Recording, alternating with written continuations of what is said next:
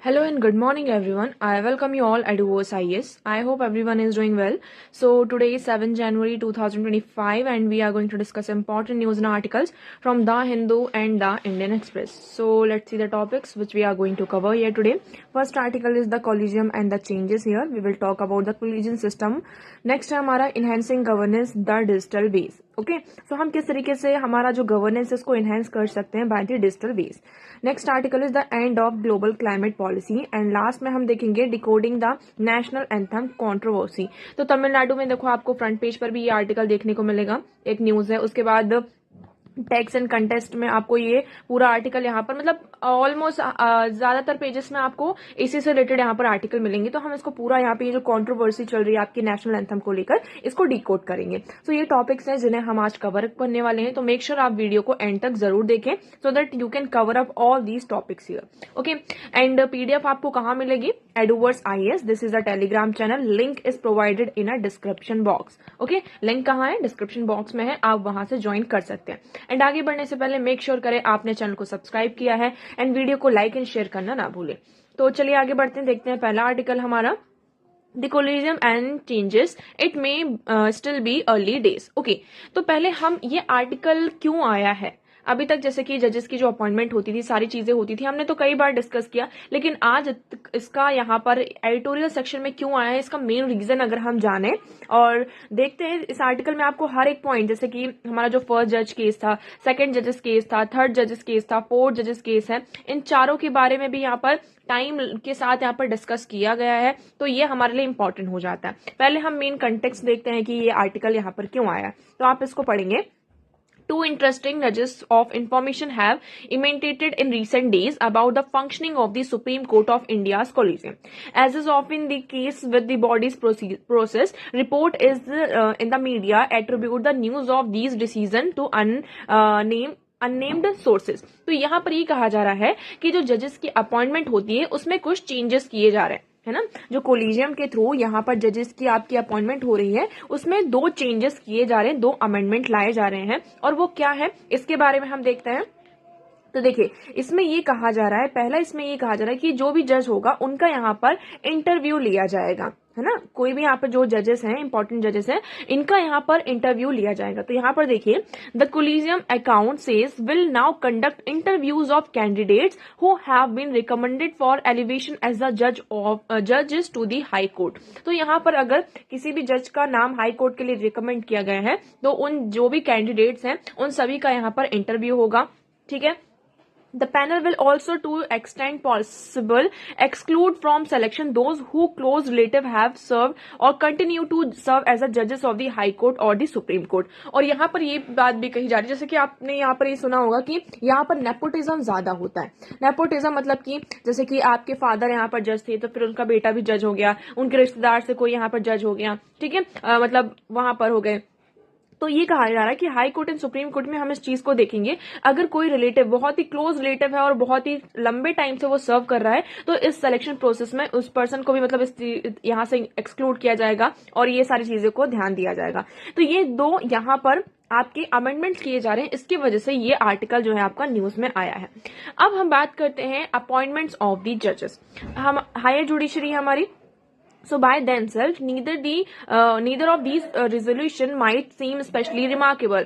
One would think that appointments to important positions in the state, in this case to the higher judiciary, would require careful consideration. अब देखो judiciary की बात करते हैं, supreme court है, high court है, ये बहुत ही लाइक आपकी हायर पोजीशंस है ना, मतलब कि हायर इंस्टीट्यूशंस हैं. और यहाँ पर जो भी पर्सन है ना वो बहुत ही लाइक आपका माइंडफुल होना चाहिए. तो जो भी मेंबर्स यहाँ पे नॉमिनेट किए जा रहे हैं, जो भी कैंडिडेट्स यहाँ पे नॉमिनेट किए जा रहे हैं, उनका उनका जो लाइक यहाँ पर अपॉइंटमेंट होना चाहिए वो बहुत ही केयरफुली होना चाहिए.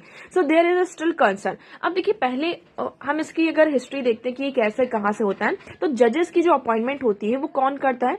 जजेस की यहाँ पर डीजीएस या जजेस की अपॉइंटमेंट यहाँ पर प्रेसिडेंट करते हैं. ठीक है, यहाँ पर प्रेसिडेंट जजेस की अपॉइंटमेंट करते हैं. ठीक है. अब पहले क्या था, यहाँ पर एक वर्ड था आपका कंसल्टेशन. कंसल्टेशन यहाँ पर एक वर्ड था कि जज प्रेसिडेंट क्या करेंगे, जैसे कि सुप्रीम कोर्ट है, हाई कोर्ट के जो जजेस हैं उनसे सिर्फ एक करेंगे, है ना, कि हम इस पर्सन को क्या कर रहे हैं, सुप्रीम कोर्ट का या फिर हाई कोर्ट का जज अपॉइंट कर रहे हैं, तो आप इसमें आपका व्यू दे दीजिए, ठीक है। लेकिन अगर हमें वो व्यू पसंद आता है तो हम उसको एक्सेप्ट करेंगे, नहीं आता तो हम नहीं करेंगे। हमारे ऊपर बाइंडिंग नहीं है कि हम क्या करें, आपका जो व्यू है, आपने जो पॉइंट ऑफ व्यू यहाँ पर सजेशन रखा है, तो उसको हम क्या करेंगे, यहाँ पर एक्सेप्ट करेंगे। पहला पॉइंट ये क्लियर हुआ, कंसल्टेशन। तो उसके बाद फिर क्या होता है, आपका फर्स्ट जजेस केस आता है, उसमें यहाँ पर कंसल्टेशन को चेंज करके इसे क्या कर दिया जाता है, आपका कंकरेंस, सॉरी ये सेकंड जज केस में होता है ना। पहले 1981 में आपका फर्स्ट जजेस केस आता है। देखिए अभी इसके बारे में हम यहाँ पर डिस्कस करेंगे। यस, सेकंड जजेस केस होता है, उससे पहले यहाँ पर फर्स्ट जज केस होता है, जिसमें यहाँ पर हम बात करते हैं कि जो प्रेसिडेंट है वो अपॉइंट करते हैं किसको, यहाँ पर सुप्रीम कोर्ट और हाई कोर्ट के जजेस को। फिर हमारा होता है सेकंड जजेस केस। सेकंड जजेस केस 1993 में होता है। The supreme court declared that CJI should be selected only by the supreme court senior most जजेस। सेकंड जज मतलब कि अब अगर इसका हम मेन देखें तो ये कंसल्टेशन जो वर्ड होता है उसको चेंज कर दिया जाता है इसमें कंकरेंस में। ये देखिए डायरेक्टली यहाँ पर आर्टिकल में लिखा हुआ है, इन 1993 इन what is popularly known as the second judge's case, the court held that consultation must mean concurrence, and concurrence not only from CJI but from a collegium of जजेस। तो देखो फर्स्ट जजेस केस में ये था कि आपको कंसल्टेशन करना है और उसमें आपके दो जो सीनियर मोस्ट जजेस होंगे सुप्रीम कोर्ट के, उनसे आपको उनकी राय लेना है। लेकिन वो जो सजेशन वो दे रहे हैं, जो भी यहाँ पर राय दे रहे हैं, वो आपके ऊपर बाइंडिंग, मतलब प्रेसिडेंट उसको चाहे तो एक्सेप्ट कर सकते हैं, ना चाहे तो ना करे, ये उनके ऊपर है। फिर ये कब होता है, फर्स्ट जज केस 1981 में। 1993 में सेकंड जजेस केस होता है। इसमें यहाँ पर ये कहा जाता है जो कंसल्टेशन वर्ड है अब वो कंकरेंस से चेंज हो गया है, और उसके साथ साथ यहाँ पर चीफ जस्टिस ऑफ इंडिया के साथ साथ आपको यहाँ पर जो सीनियर मोस्ट जजेस हैं, एक कोलिजियम आपका फॉर्म हो गया। आपको उनमें क्या करना होगा, 2 जजेस यहाँ पर और आ गए, मतलब टोटल 3 जजेस। आपको इनका यहाँ पर सजेशन लेना होगा, उनकी एडवाइस जो भी यहाँ पर वो देते हैं वो उनको मानना होगा। In the process the court fashioned a whole new procedure that is believed would maintain both fidelity to the bare text of the constitution's word and the chief objective of ensuring the independent and autonomous of the judiciary। ये होता है। उसके बाद फिर आता है आपका third जजेस केस। थर्ड जजेस केस में यहाँ पर क्या होता है कि chief justice of India and आपके जो 4 सीनियर मोस्ट जजेस हैं, इनका यहाँ पर जो सजेशन है दैट इज वेरी इंपॉर्टेंट। उनका यहाँ पर जो भी यहाँ पर वो कह रहे हैं आपको वो मानना ही पड़ेगा। पहले तो ये था कि राय है, ठीक है, हमें मानना ना मानना वो आपके प्रेसिडेंट के ऊपर डिपेंड करता था। लेकिन थर्ड जज केस आपका 1998 में होता है। इसमें क्या है आपका, Supreme Court declare that the chief justice of India's consultation procedure necessitate consultation with the plurality of जजेस। तो यहाँ पे चीफ जस्टिस के साथ आपके 4 सीनियर मोस्ट जजेस आ जाते हैं, फिर आपका पूरा कोलिजियम बन जाता है, और कोलिजियम जो नेम रिकमेंड करेगा वो यहाँ पर फिर बाइंडिंग हो जाता है। मतलब अभी जो प्रोसेस है ये है कि यहाँ पर जो नाम आपका जो कोलिजियम है, ठीक है, कोलिजियम ने नेम रिकमेंड किया यहाँ पर, अभी पर्सन का नेम कहाँ गया, पार्लियामेंट के पास गया। पार्लियामेंट अगर चाहे उनको पसंद आया तो ठीक है, वो उस चीज को एक्सेप्ट कर लेगी, फिर उनको अपॉइंट कर लिया जाएगा। अगर पार्लियामेंट को पसंद नहीं आया तो पार्लियामेंट फिर से कोलिजियम को रिव्यू करने के लिए यहाँ पर भेजेगी। अगर कोलिजियम को लगता है कि हाँ इसमें कुछ चेंज करना चाहिए सारी चीजें, तो ठीक है वो चेंज कर लेंगे। अगर उन्हें लगता है कि नहीं इसमें कुछ भी चेंज नहीं करना, इसी पर्सन को क्या है यहाँ पर अपॉइंट करना है, तो पार्लियामेंट के ऊपर भी ये बाइंडिंग हो जाएगा कि हाँ अब इसी पर्सन को क्या करना है, आपको अपॉइंट करना है। तो ये क्लियर हुआ आपको। पहले क्या था कि नहीं, आपका जो आपका जो सजेशन है, आपकी जो एडवाइस है वो बाइंडिंग नहीं है, but now it is binding. एक तरीके से यहाँ पर ये बाइंडिंग ही हो जाता है आपके ऊपर। तो ये यहाँ पर हुआ। फिर क्या होता है आपका 99th कॉन्स्टिट्यूशनल अमेंडमेंट के तहत आपका एनजीएसी आता है ना, नेशनल जुडिशियल अपॉइंटमेंट कमीशन यहाँ पर आता है। इसको अपॉइंट करने की बात की जाती है कि इसके थ्रू हम क्या करेंगे, जो चीफ सुप्रीम कोर्ट के और हाई कोर्ट के जजेस हैं उनको अपॉइंट किया जाता है। लेकिन यहाँ पर फिर क्या होता है, जो सुप्रीम कोर्ट होती है इसे नल एंड वॉइड कर देती है, कहती है कि ये अनकॉन्स्टिट्यूशनल है। ये जो जुडिशरी की आपकी जो मतलब कि जुडिशरी का जो इंटीग्रिटी है ये उसको वॉलेट कर रही है। तो एनजीएसी को यहाँ पर क्या कर दिया जाता है, नल एंड वॉइड कर दिया जाता है। फिर 2015 में आप देखेंगे जिसको हम 4th जजेस केस भी यहाँ पर कह रहे हैं, here you will see in this part. Fourth Judges Case 2015, that is the judiciary alone that must retain preeminence and that any tinkering with that position would impinge on the constitution's basic structure. तो यहाँ पर एक तरीके से ये कहा गया, जो NJSC था इसको नल एंड वॉइड करते हुए ये कहा गया कि ये जो बेसिक स्ट्रक्चर है हमारे कॉन्स्टिट्यूशन का, इसको ये इम्पेंज कर रहा है, ये अनकॉन्स्टिट्यूशनल है, ये कहते हुए इसको नल एंड वॉइड आपका कर दिया था।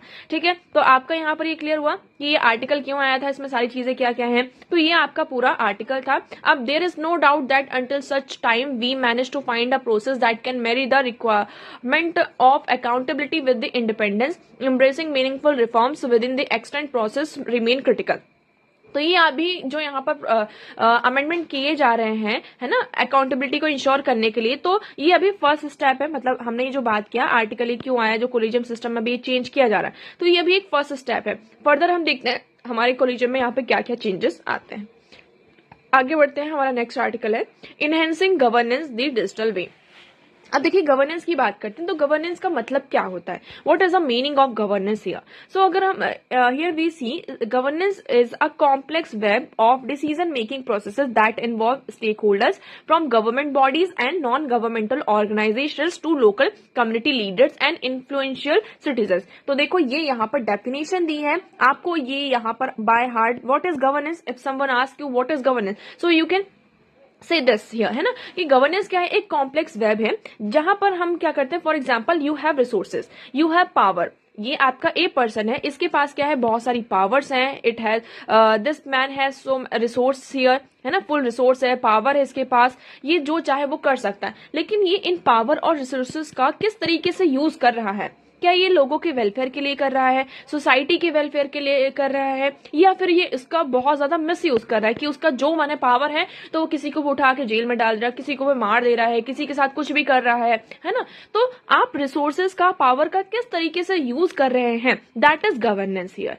Okay, this point is clear, what is governance. So governance is a complex web of decision making processes. यहाँ पर आपको एक डिसीजन लेना पड़ता है जिसमें कौन कौन इन्वॉल्व होता है, वेरियस स्टेक होल्डर्स आपके इन्वॉल्व होते हैं, from government bodies and non governmental organisation to local community leaders and influential citizens. तो इस स्टेक होल्डर में आप देखेंगे आपकी गवर्नमेंट बॉडीज भी होती हैं, नॉन गवर्नमेंटल ऑर्गेनाइजेशन होते हैं, लोकल कम्युनिटी लीडर्स भी होते हैं, और जो भी लाइक इन्फ्लुएंशियल आपकी पर्सनैलिटी होती है, जो इन्फ्लुएंशियल सिटीजन्स होते हैं, उनका भी यहाँ पर योगदान होता है। तो दैट इज गवर्नेंस। ठीक है, Chanakya's Chanakya governance principle have left a lasting impact, particularly in South Asia, shaping modern governance theories, public administration, and strategic diplomacy.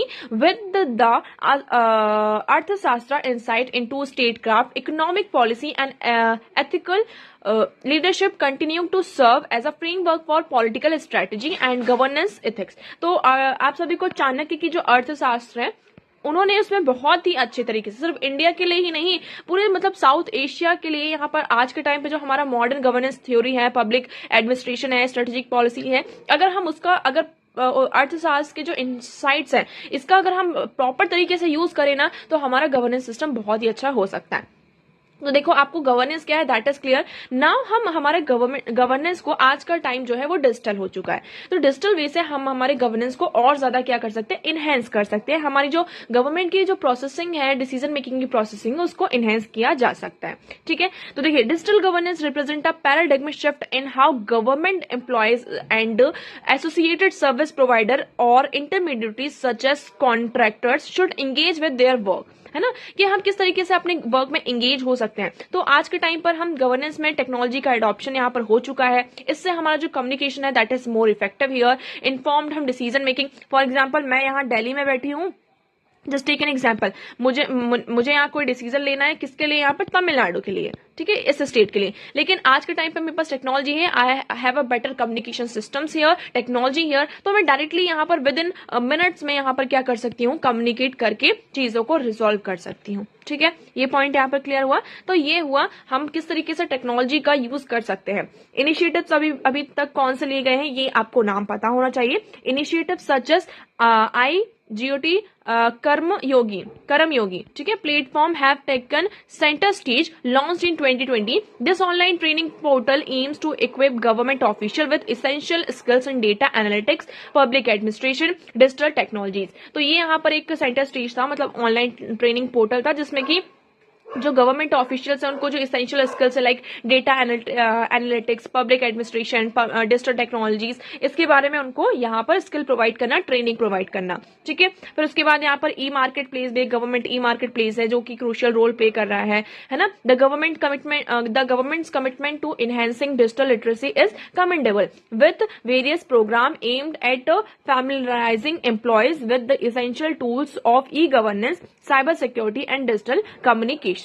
ठीक है, तो take in digital empowerment forward. हम यहाँ पर डिजिटल एम्पावरमेंट को forward लेकर आगे बढ़ रहे हैं. तो जो भी हर्डल्स पहले के टाइम पर यहाँ पे टेक्नोलॉजी ने, यहाँ पे जो न्यू टेक्नोलॉजीज ने हमें बहुत ही ज्यादा यहाँ पर सपोर्ट किया है, ठीक है. तो अभी देखिए इसमें एडिशनली ये कहा जा रहा है कि हम और क्या कर सकते हैं. एडिशनली इसमें ये कि जैसे कि पहली चीज है, जैसे कि ठीक है डिजिटल यहाँ पर तो है ही, बट उसके साथ साथ आपके इश्यूज भी आ रहे हैं, है ना, कि like internet connectivity should be here good.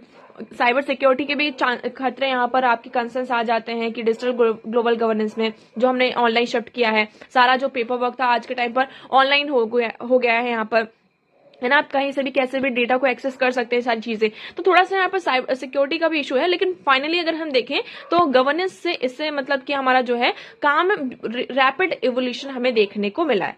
So India's digital governance initiative had laid a strong foundation but much remain to fully harness the potential of digital transformation with robust infrastructure, targeted training and a commitment to building a dynamic workforce. India can set a global benchmark for digital governance. The key lies in ensuring that every employee, regardless of background, rank, or location, is equipped to excel in the digital age. Only then can we achieve a governance model that is accountable, transparent, and inclusive for all. Okay, so I hope this article is clear to you.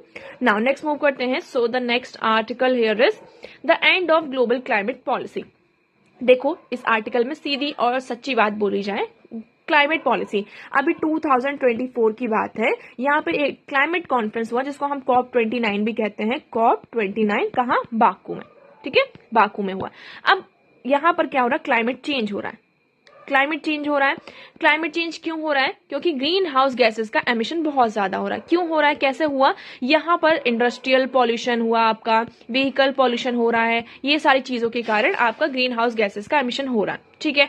फिर हम सभी 1992 को इकट्ठे बैठते हैं सब लोग और कहते हैं कि नहीं, हमें ये जो क्लाइमेट चेंज है ना, ग्रीन हाउस गैसेस है, कार्बन का एमिशन हमें कम करना है.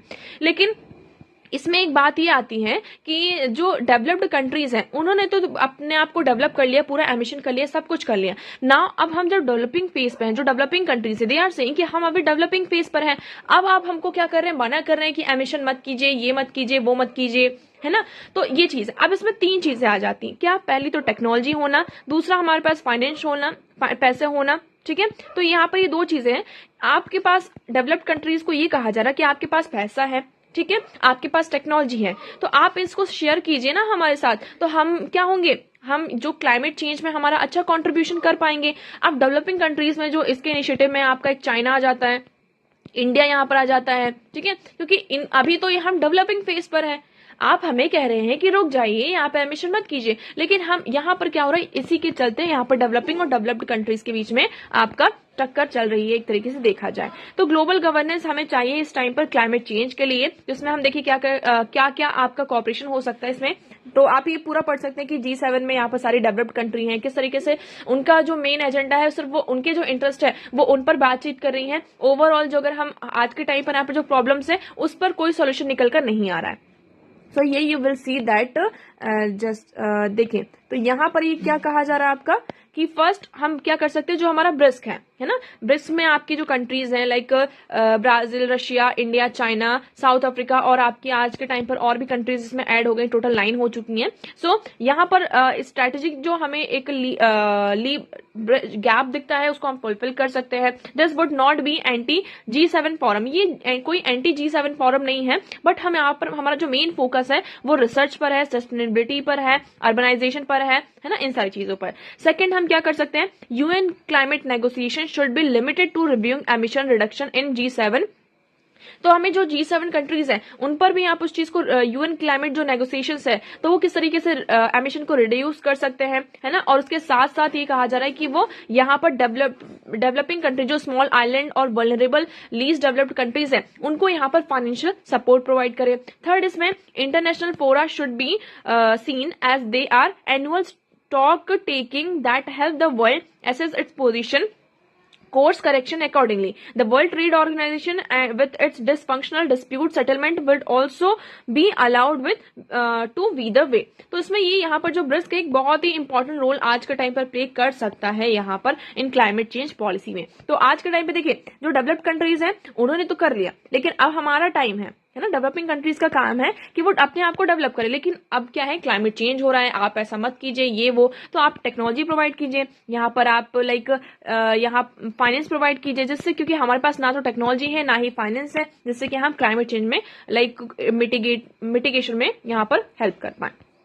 चलिए आगे बढ़ते हैं। नेक्स्ट आर्टिकल है हमारा decoding the national anthem controversy. देखिए ये आपका इस पेज पर भी आया हुआ है और ये फ्रंट पेज का आर्टिकल भी है। Tamil Nadu governor walks out of assembly alleged insult of national anthem. तो इसमें यहाँ पर देखिए नया साल आ चुका है 2025। यहाँ पर नए साल की आपकी जो फर्स्ट असेंबली है यहाँ पर होती है, तो उसमें कौन यहाँ पर आते हैं, आपके जो लाइक गवर्नर होते हैं। और अगर हम बात करें स्टेट लाइक लोकसभा में, तो आपके प्रेसिडेंट क्या करते हैं, उस चीज को एड्रेस करते हैं पहला, ठीक है ना, पहला जो सेशन होता है उसमें एड्रेस करना पड़ता है, ये आपका रूल है। लेकिन अभी क्या हुआ कि जैसे मतलब तमिलनाडु के गवर्नर आए, तो तमिलनाडु की जब असेंबली स्टार्ट हुई तो वहां पर नेशनल एंथम के प्लेस पर जो स्टेट का एंथम होता है, स्टेट का जो एंथम था, स्टेट एंथम तमिल थाई वजुथु, इसको प्ले किया गया, ठीक है। तो गवर्नर ने इस पर ऑब्जेक्शन उठाया, ये कहा कि आप इसको क्यों प्ले कर रहे हैं, यहाँ पर आपको नेशनल एंथम प्ले करना चाहिए, आप यहाँ पर नेशनल एंथम का क्या कर रहे हैं, एक तरीके से उसका अपमान कर रहे हैं, ये हो गया, ठीक है।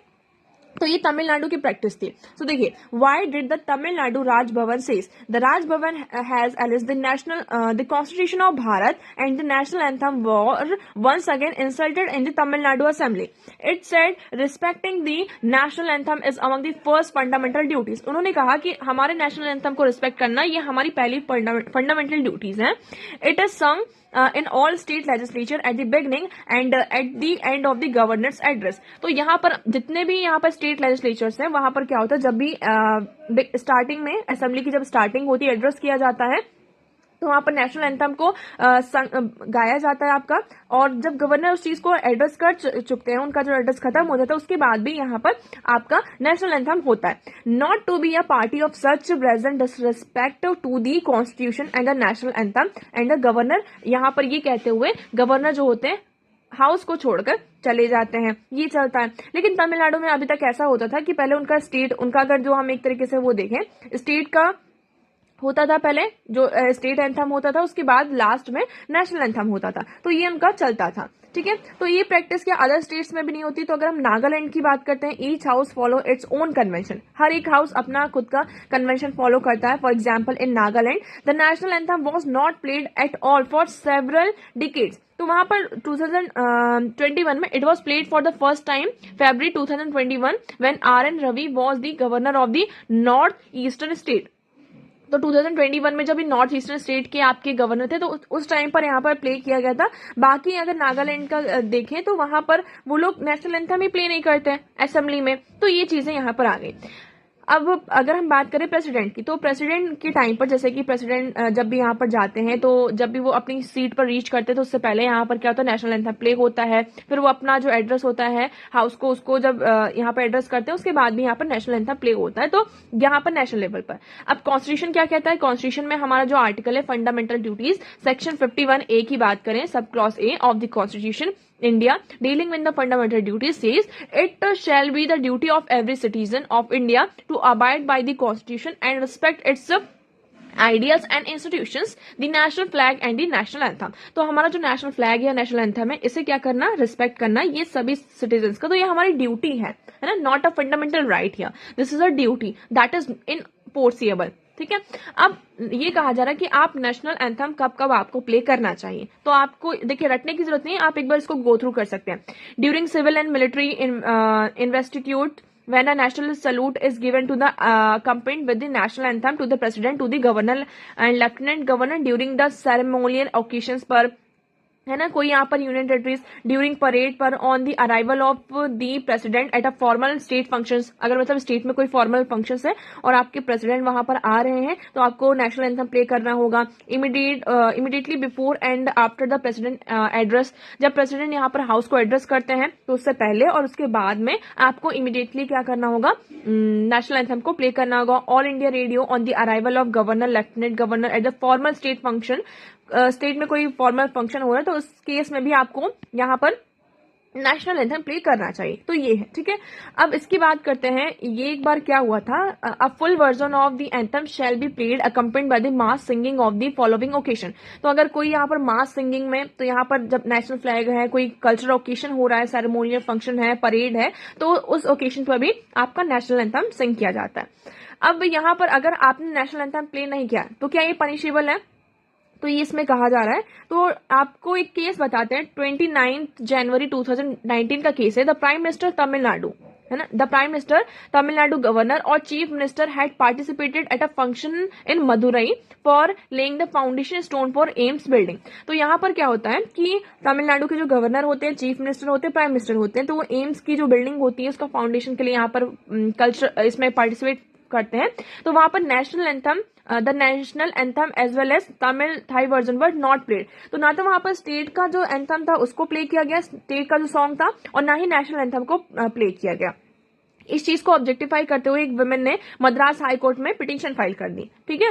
तो इस पर वहां पर कोर्ट का ये कहना था कि लाइक इट इज, कोर्ट ने ये पॉइंट आउट कहा कि reading her representation made it evidently clear that when a petitioner herself has stated that there is no mandate for the national anthem to be sung and this is only a customary practice. तो ये कहा गया कि national anthem को play करना, state song को play करना, ये कस्टमरी प्रैक्टिस है, ये मैंडेमस नहीं है, ये मैंडेटरी आपके लिए नहीं है, ये कहते हुए उसके पिटीशन को डिसमिस कर दिया गया था।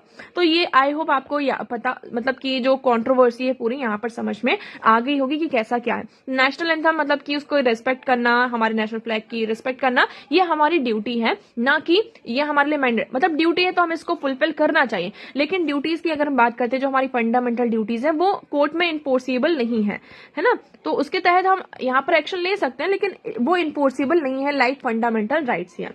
सो I hope this article is clear. So देखिए आज की न्यूज़पेपर में इतने ही इंपॉर्टेंट आर्टिकल्स हैं जो एग्जाम के पर्सपेक्टिव से इंपॉर्टेंट थे, राइट, तो उन्हें हमने डिस्कस कर लिया। अब अगर आपको कुछ भी डाउट लगता है तो आप कमेंट सेक्शन में कमेंट करके पूछ सकते हैं। वीडियो कैसा लगा एक बार कमेंट सेक्शन में जरूर बताइएगा। अगर वीडियो पसंद आया हो तो उसे लाइक करना, चैनल को सब्सक्राइब एंड शेयर करना ना भूलें। So that's for all today. Thank you so much for discussion.